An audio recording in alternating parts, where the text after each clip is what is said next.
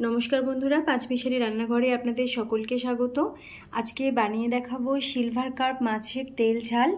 रेसिपिटा खेते दारुण लागे, गरम गरम भातेर साथे एई रेसिपिटा दारुण लागबे। आपनाराओ ट्राई करते पारेन, आशा करी देखे भालो लागबे। भालो लागले अवश्यई लाइक शेयर करबेन और कमेंट करे जानाते भुलबेन ना आपनादेर केमन लागलो। और अवश्यई चैनलटिके सबस्क्राइब करे पाशे थाका बेल आइकनटी क्लिक करे नेबेन नतून नतून रान्नार आपडेट सबार आगे पाওয়ার জন্য। এখন বানিয়ে দেখাচ্ছি সিলভার কাপ মাছের তেল ঝাল রেসিপি। সিলভার কাপ মাছের তেল ঝাল বানানোর জন্য এখানে সিলভার কাপ মাছ নিয়ে নিয়েছি। মাছের পিসগুলো একটু এভাবে বড় করে কেটে নিয়েছি, ভালো করে ধুয়ে বেছে পরিষ্কার করে রেখেছি।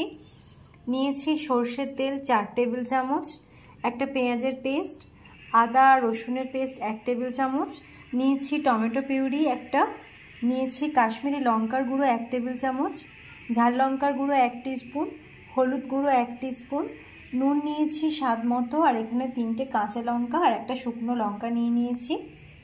মাছের মধ্যে নুন আর হলুদ মাখিয়ে নেব মাছ ভেজে নেওয়ার আগে।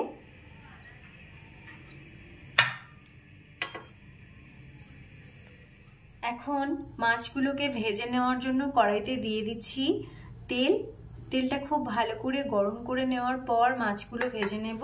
সব তেলটা দিলাম না, কিছুটা তেল রাখলাম। এখন মাছগুলো ভেজে নিচ্ছি।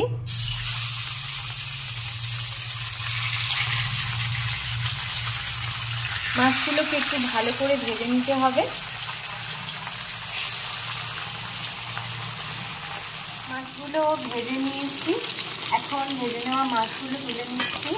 আর বাকি মাছগুলোকেও ভেজে নিতে হবে, একটু ভালো করে লাল লাল করে ভেজে নিয়েছি। ভেজে তুলে নেওয়ার পর বাকি তেলটা কড়াইয়ের মধ্যে দিয়ে দিচ্ছি শুকনো লঙ্কা। ফোড়নে শুকনো লঙ্কাটা দিলাম।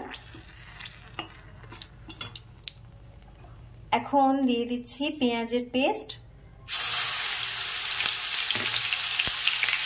সাথে দিয়ে দিচ্ছি আদা রসুনের পেস্ট। একটু মশলাটাকে নেড়ে চেড়ে কষিয়ে নিতে হবে। মশলা কষিয়ে নেওয়ার পর এর মধ্যে দিয়ে দিচ্ছি টমেটো পিউরি, আর সাথে গুঁড়ো মশলাগুলো দিয়ে দিচ্ছি হলুদ গুঁড়ো, কাশ্মীরি লঙ্কার গুঁড়ো, ঝাল লঙ্কার গুঁড়ো। ঝালের পরিমাণটা নিজেদের মতো মিশিয়ে নেবেন।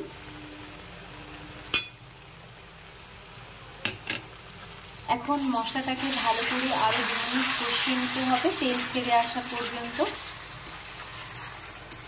ভালো করে মশলাটা কষিয়ে নেওয়ার পর মশলা থেকে তেল ছেড়ে এসেছে। এখন দিয়ে দিচ্ছি স্বাদ মতো নুন আর কাঁচা লঙ্কাগুলো দিয়ে দিচ্ছি।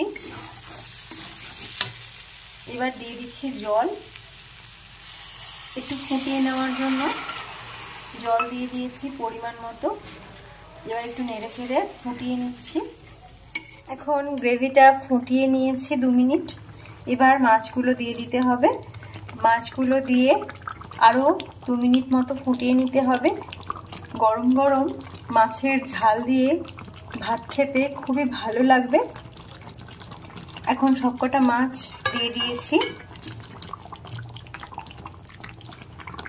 এবার 2 মিনিট ফুটিয়ে নিচ্ছি। এখন সিলভার কাপ মাছের তেল ঝাল একদম রেডি হয়ে গেছে। আপনারাও এইভাবে রেসিপিটা ট্রাই করতে পারেন, ভালো লাগবে।